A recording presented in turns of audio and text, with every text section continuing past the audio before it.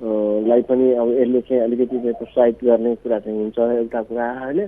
अर्को कुरा चाहिँ खास गरेर वृद्धहरूलाई राहत हुने खालका उनीहरूको मानसिक उनीहरू तनावमा रहेका हुन सक्छन्, मानसिक तनाव कम गर्ने खालका र त्यस्तो साहित्य जसले चाहिँ आफ्ना आमा बाबुलाई बुढा भएका आमा बाबुलाई चाहिँ सेवा गर्नुपर्छ, उनीहरूलाई श्रद्धा गर्नुपर्छ, उनीहरूलाई सँगै राख्नुपर्छ, उनीहरूलाई माया दिनुपर्छ भन्ने किसिमको भावना चाहिँ उनका छोराछोरीहरूलाई जागृत होस्, त्यस्तो भावना त्यस किसिमको साहित्य को रचना गर्नु चाहिँ राम्रो हुन्छ जस्तो हामीलाई लाग्छ। हजुर, अब उमेरका हिसाबले कुरा गर्ने हो भने 60+ अथवा 60 नागेपछि सामान्यतया वृद्धावस्था भनेर भन्ने हाम्रो राज्यको पनि एउटा नीतिगत रूपमा त्यस्तो छ, हामी त्यसरी वर्गीकरण गर्ने गर्छौँ। यहाँ पनि सोही अवस्थाबाटै गुज्रिराख्नु भएको छ होइन। यसरी हेर्दै गर्दाखेरि आजको समाजमा वृद्धहरूका समस्या चाहिँ कस्ता कस्ता खालका समस्याहरू छन् भन्ने यहाँले अनुभूति गर्नुहुन्छ? खास गरेर वृद्धहरूका चाहिँ समस्या भनेका यो स्वास्थ्य सम्बन्धी समस्या हो। हजुर हजुर। किनभने अब त्यो स्वास्थ्य कमजोर भइराखेको हुन्छ, शारीरिक अवस्था कमजोर भइराखेको हुन्छ उनीहरूको, र समय समयमा उनीहरूलाई स्वास्थ्य परीक्षण गराइदिनु पर्ने हुन्छ।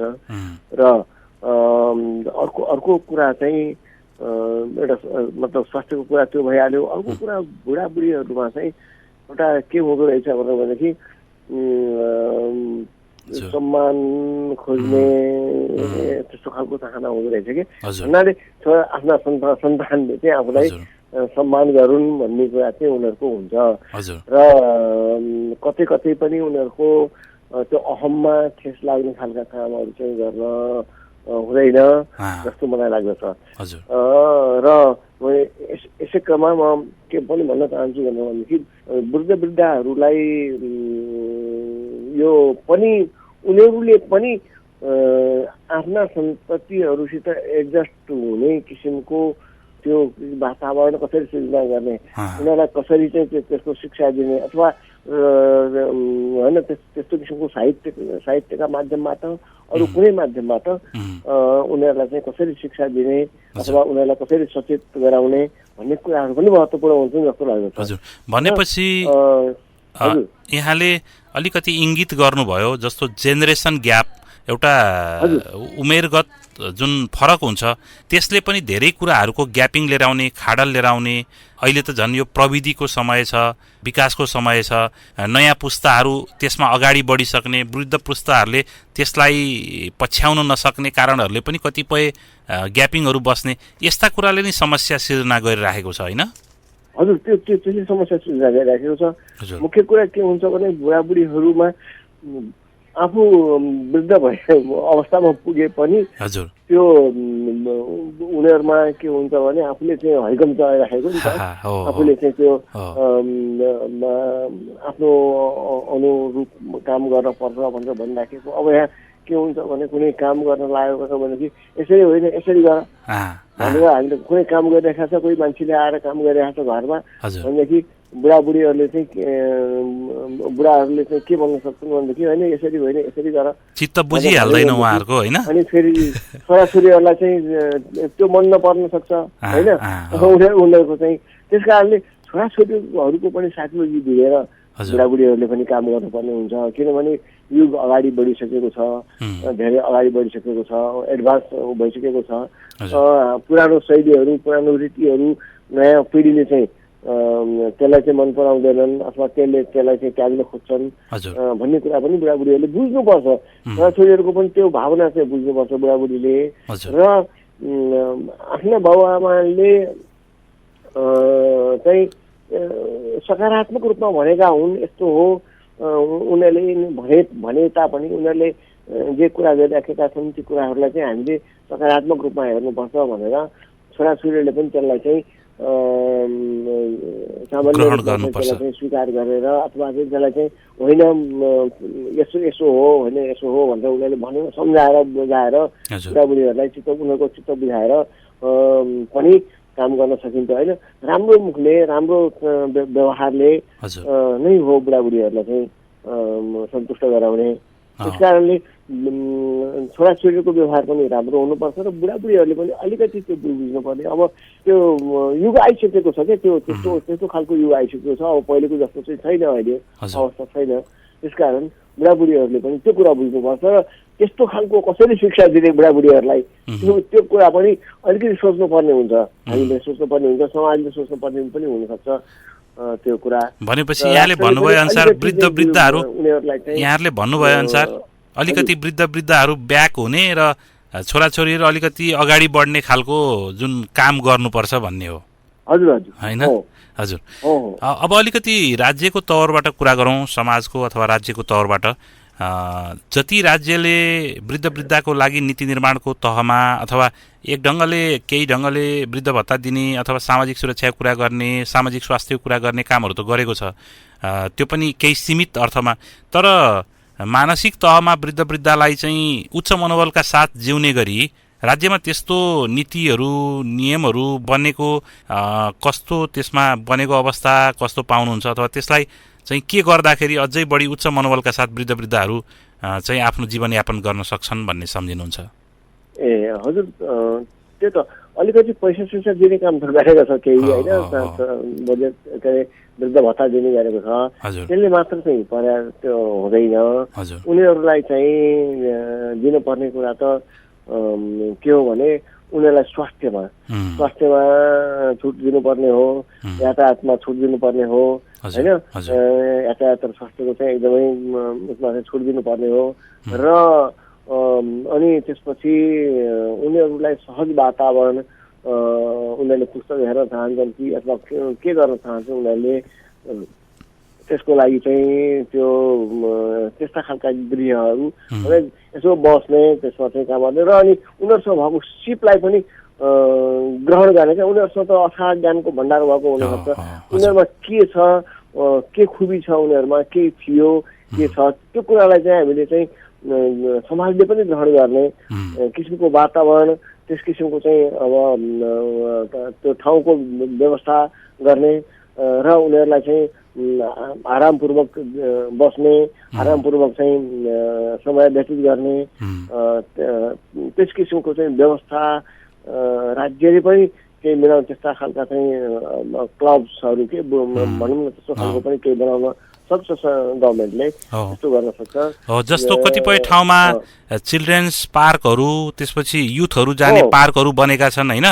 त्यो केन्द्रित पार्कहरू त निर्माण भएको छ, तर वृद्ध अवस्थामा पुगेका व्यक्तिहरूलाई भेला हुने कुनै त्यस्तो धार्मिक स्थलहरू अथवा पार्कहरू निर्माण हुने कामहरू पनि भएको छैन भन्ने लाग्छ होइन? होइन, त्यस्तो सरकारी तहबाट चाहिँ भएको छैन। केही मान्छेहरूले चाहिँ अब मन्दिरहरू बनाएका छन् अनि त्यहाँ वृद्धहरू चाहिँ भेला हुने, भजन कीर्तन गर्ने गरेको कतै कतै छ होइन ठाउँहरूमा, तर सबै ठाउँमा चाहिँ त्यस्तो पनि छैन। र त्यो चाहिन्छ, पार्कहरू चाहिन्छ उनीहरूलाई मनोरञ्जनको लागि, त्यो त्यस्ता खालका ठाउँहरू पनि चाहिन्छन्। र अनि सँगसँगै चाहिँ के छ भने उनीहरूसँग भएको सिपको पनि विकास गरेर फाइदा त लिन सक्नुपर्छ नि त, गभर्मेन्टले पनि फाइदा लिन सक्नुपर्छ नि त, सक्छ नि त, त्यस्तो हुनसक्छ। उनीहरूसँग भएको ज्ञानलाई जस्तो सामाजिक सङ्घ संस्थाहरूमा एडभाइजरी बोर्डहरूमा होइन, सल्लाहकार बोर्डहरूमा राख्नेदेखि लिएर अन्य कामहरूमा पनि ल्याउन सक्छ वृद्धलाई होइन? त्यस्तो पनि गर्न सक्छ। अनि त्यसपछि अब बुढाबुढीहरूलाई चाहिँ अब लेख्न सिकाउने, चित्रकलाहरू लेख्न सिकाउने, अब किनभने त्यो फाल्तु भइराखेको समयमा चाहिँ एक ठाउँमा बसेर केही गर्न मन लागिराखेको हुन्छ, त्यस्तो बेलामा कुनै के त्यस्तो किसिमको अनि केही रचनात्मक केही लेख्न लगाउने कुराहरू, आफ्ना अनुभवहरू आफ्नो जीवनमा फर्केर हेर्दा भनेर शीर्षक राखेर अथवा यस्तो खालको नभएदेखि चाहिँ के नभएदेखि उनीहरूका अनुभव सेयरिङ सुन्ने होइन, सुन्ने र रेकर्ड गरिदिने, सुन्ने, अनि त्यसलाई चाहिँ एउटा दस्तावेजको रूपमा चाहिँ बुकको रूपमा तयार पारिदिने र अनि त्यो चाहिँ सेयर गराइदिने, अरू ठाउँहरूमा पनि सेयर गराइदिने। त्यसो गर्यो कतिपय सन्दर्भमा जस्तो सामान्य हातहरू चलाउँदा हुने कामहरूसँग जोडेर आय आर्जनसँग जोड्न सकिने कुरा पनि रहला होइन? हजुर हजुर, त्यो पनि रहन्छ। सामान्य अब कतिपय पहाडतिरका बुढाबुढीहरूले चाहिँ त्यो डोको नाम्लो बुन्ने ढकियाहरू बुन्ने अनि त्यसपछि चाहिँ यस्तै यस्तै खालका के सिपहरू चाहिँ धेरै सिपहरू चाहिँ जारी राखेका हुन्छन् उनीहरूले। अनि त्यस्ता खालका सिपहरूलाई पनि प्रयोग गर्न चाहिँ लगाउने। अनि त्यसपछि त्यो भनौँ न अब चाहिँ बिक्री हुने खालको चाहिँ एउटा तरिका अलिकति ट्रेनिङ दिएर भए पनि अलिकति केही गरेर भए पनि बिस्तारै हात चलाएर केही गर्न सक्ने खालको केही नभए पनि कुचोहरू बनाइदियो भने पनि बिक्री हुन्छ होइन भन्नुहोस् न होइन। यस्तै खालको चाहिँ केही ठाउँहरू चाहिँ जम्मा हुने ठाउँहरू बनाउने अनि त्यो कामहरू दिने गभर्मेन्टले कामहरू दिने 2-4 पैसा पनि दिने तिनीहरूलाई त्यो काम गरे बापत त्यस्तो पनि गर्न सकिन्छ नि। अलिअलि काम हातले काम गर्न सकिने मुखले गर्न सकिने भन्न सकिने कुराहरू यस्ता पनि हुन सक्छन् नि त। त्यस्तो पनि कामहरू चाहिँ दिन सकिन्छ। यो कुरा त हाम्रो जस्तो वृद्ध केन्द्रित अन्य विषयका कुराहरू भए। साहित्यमा कुरा गरौँ अलिकति नेपाली साहित्यकै कुरा गर्दाखेरि बाल साहित्यको कुरा भएको छ। अब प्रौढ साहित्य त एकदमै लेखिएको छ। युवा साहित्य युथ लिटरेचरको कुरा गरिन्छ। एजिङ लिटरेचर अथवा यो वृद्ध साहित्य केन्द्रित रचनाहरू सिर्जना गर्ने काम खासै भएको देखिँदैन। अब यसमा कस्तो खालको सिर्जनाहरू जोडियो भने त्यो चाहिँ वृद्ध केन्द्रित हुन्छ भन्ने यहाँले सम्झिनुहुन्छ? अब यसमा के हुन्छ भने वृद्धहरूका अनुभवहरू मैले अलिकति सङ्केत गरेको थिएँ होइन। उनीहरूका अनुभवहरूलाई सङ्कलन गर्ने है उनीहरूका अनुभवहरूलाई सङ्कलन गर्ने अनि एकदमै जीवनोपयोगी उनीहरूका अथवा उनीहरूका कथा व्यथाहरूलाई चाहिँ पनि प्रस्तुत गर्ने जीवनका सङ्घर्षका कुराहरूलाई तिनीलाई चाहिँ लेखिदिने। अनि त्यसपछि त्यस्तो खालको साहित्य चाहिँ को सृजना गरिदिने बुढाबुढीहरूबाटै उनीहरूका अनुभूतिहरू नै लिएर उनीहरूकै नामबाट चाहिँ त्यसरी चाहिँ गराइदिने एउटा कुरा हुन्छ। अर्को कुरा चाहिँ उनीहरूलाई नै लेख्न लगाउने कुराहरू हुन्छन् केही कुराहरू। अर्को कुरा वृद्धले गर्ने कस्ता खालका अनुभूतिहरू गर्लान् के गर्लान् भनेर चाहिँ वृद्धको साहित्य चाहिँ अरूहरूले लेखिदिने साहित्य उनीहरूका अनुभूतिहरूको होइन उनीहरूका चाहिँ भावनाहरूको अनि त्यसलाई चाहिँ समेटिदिने। अनि त्यसपछि चाहिँ यो के अरे उनीहरूप्रति सम्मान गर्नुपर्छ भन्ने भावनाको पनि जागृत गराइदिने। अनि उनीहरूले गरेको अब माया त के हुन्छ भने उही खोला जस्तै तल बगिरहेको हुन्छ। बाउ आमाको माया त छोराछोरीमा हुन्छ, छोराछोरीको माया फेरि उनीहरूका छोराछोरीमा हुन्छ, यसरी गइराखेको हुन्छ होइन। यी कुराहरूलाई चाहिँ पनि अलिकति त्यो उनीहरूप्रति श्रद्धा गर्नुपर्छ भन्ने भावनाको जागृत गराइदिने। र अनि सबैले एकदमै श्रद्धा गर्ने बुढाबुढीहरूमा श्रद्धा गर्नुपर्छ, माया गर्नुपर्छ, उनीहरूलाई माया दिनुपर्छ, उनीहरू मायाका भोका हुन्छन् भन्ने कुराहरू पनि साहित्यमा लेख्ने र वृद्धहरूको कल्याणको साहित्य लेख्ने र वृद्धहरूलाई नै पनि उनीहरूका भावनाहरू कस्ता हुन सक्छन् त्यो बेलामा कस्ता त्यसको त्यो बेलाको मनोविज्ञान कस्तो हुनसक्छ त्यसलाई पनि अनि त्यो समेट्ने र अनि त्यसपछि त्यसको वातावरण उनीहरूको पारिवारिक वातावरण इत्यादिका कुराहरू पनि हुन सक्लान् होइन। त्यसलाई त्यस्ता खालका कुराहरूलाई चाहिँ समेटेर साहित्य सृजना गर्न सकिन्छ जस्तो मलाई लाग्दछ। हुन्छ, यहाँको महत्त्वपूर्ण विचारका लागि हार्दिक धन्यवाद ज्ञापन गर्छु। ल म पनि एकदमै मलाई पनि खुसी लागेको छ। हामीले पनि यहाँ गठन गरेका छौँ यो के अरे बुढौली साहित्य गठन गरेका छौँ। यो एउटा पछि भए पनि ढिलै भए पनि एउटा राम्रो शुभारम्भ भएको छ जहाँबाट यो केन्द्रबाट भइराखेको छ। हेटौडाले गरेको चाहिँ के अरे जुन यो प्रयास हो यो चाहिँ एकदम स्तुत्य छ। म यसको भोलि प्रशंसा गर्छु। मलाई यहाँ हाम्रो के अरे आशीर्वादले चाहिँ आएर यहाँ आफै आएर हामीलाई चाहिँ अलिकति यसमा सक्रिय गराइदिनु भयो र अनि यो गठन पनि गराइदिनु भयो। म यसको लागि पनि म कृतज्ञता व्यक्त गर्दछु र यो थाहा सञ्चारप्रति पनि म हार्दिक आभार व्यक्त गर्दछु। यो जुन साक्षात्कार हुने भनौँ न यो वाणीद्वारा साक्षात्कार हुने जुन अवस्था यहाँबाट सृजना भयो यो कार्यक्रमको पनि म भोलि प्रशंसा गर्दछु। हस्, धन्यवाद, यहाँलाई विशेष धन्यवाद। यो वार्ताको निम्ति महत्त्वपूर्ण विचारहरूका निम्ति साहित्यकार गोविन्दराज विनोदीलाई हार्दिक धन्यवाद। अबको क्रममा प्रस्तुत गर्दैछौँ साहित्यकार कृष्णादेवी शर्माको कविता। बितेछन् कसरी आज 60 वर्ष सरासर, बितेछन् कसरी आज 60 वर्ष सरासर, लाग्यो समयको झोक्का, थियो जीवन सुन्दर, न केही गरियो कर्म, बाँच्ने जीवन सार्थक, जन्मेर धरतीलाई बने भार निरर्थक, जन्मेर धरतीलाई बने भार निरर्थक, छन् धेरै देहका साथी, छन् धेरै देहका साथी, म एक्लै पो कहाँ छु र, ती पनि भइसके मेरा सामुबाट निकै दूर, ती पनि भइसके मेरा सामुबाट निकै दूर, ती दोय नेत्रको हाल नाजुकै छ भनौ भने, सम्झेर पूर्वको यात्रा भाव विहल भइदिने, दोय कर्ण पनि मेरा, दोय कर्ण पनि मेरा विरोधी भइसके अब, सुन्दैनन् गर्न मन लाग्दा गुनासो मनको जब, चाहिन्न नमिठो भन्दै ठुस्केर बस्छ जिउरी, ठुस्केर बस्छ जिउरी, शक्तिवर्धक खाना खै भन्दछन् दोय तिउरी,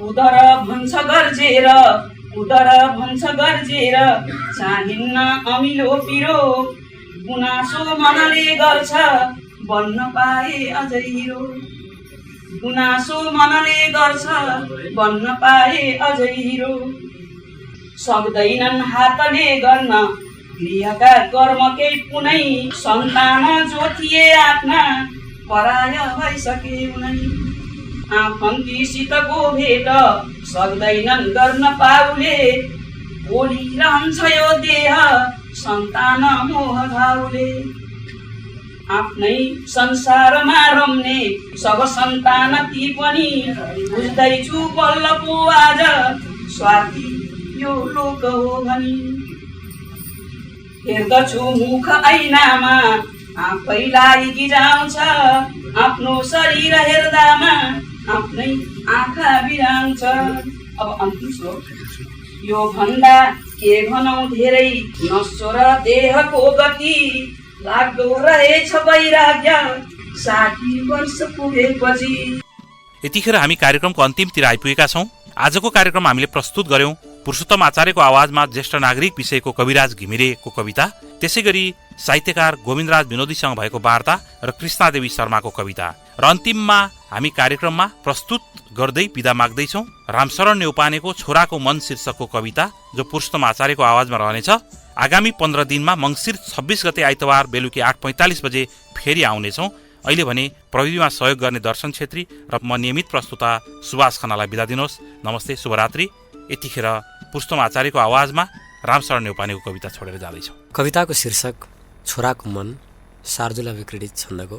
लागे है अब 4:20 नै बाबा र आमा दुवै, सेवामा मतलिन बन्दछु सखे आस्था जगाई खुबै। टाढा बन्नु हुँदैन यो समयमा सामर्थ छोरो हुँदै, लागे चोट दुखेर चित्त बहुतै बस्छन् कुनामा रुँदै। हुर्कायो बहुतै कडा दुःख दशा भोगेर यो जीवनी, पर्दा आपद वृद्ध काल गतिलो होला सहारा भनी। आमाले दशमा सनै उदरमा छोपी सजाई अनि, बाबाले खुद 5 वर्ष पीठमा बोकेर लागनी। छोराले जति गर्नु पर्छ ममता माता पिताजी कन, मैले गर्दछु गर्नु पर्छ सबले भन्ने छ मेरो मन। छोरा जीवित भई परे विपदमा बाबा र आमा जन मान्छे डुब्दछ 7 जन्म ऋणमा उत्रिन्न जीवन गाँजे मारिणले अवश्य तिनको तिर्नै छ गाह्रो अति प्यारो उत्तम धर्मद्वार छ जहाँ छिर्नै छ गाह्रो अति बिल्ला त्यो प्रिय पुत्रको अवनीमा भिर्नै छ गाह्रो अति जालो जो सुख भोगको छ बिचमा चिर्नै छ गाह्रो अति हाम्रो मानवता हुँदैछ अहिले साह्रै फिका रङ्गको धेरैको मन छैन आज सुकिलो माता पिता सँगको ठान्छन् केवल भार तुल्य शिरको भई बुद्धि नै मन्दको मान्छे दास हुँदैछ घोर धनको सम्भ्रान्त स्वच्छन्दको